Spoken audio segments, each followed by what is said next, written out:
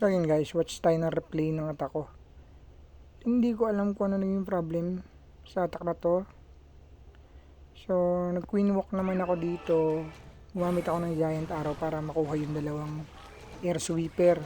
So nakuha ko naman siya, pero yun nga, sad to say 2 star lang tayo.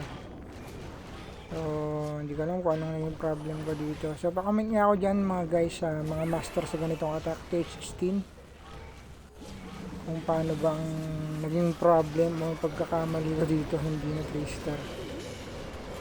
So yun, panoorin natin.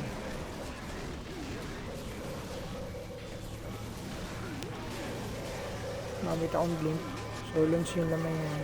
Gamit ako na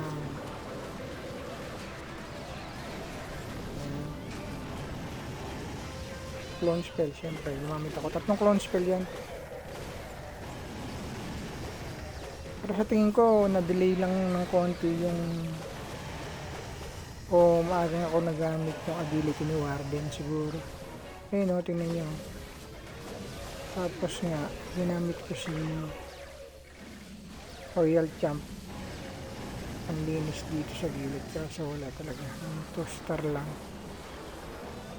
Hindi ko pa master din tong attack na to, tinry ko lang kasi maganda nga yung position ng air sweeper.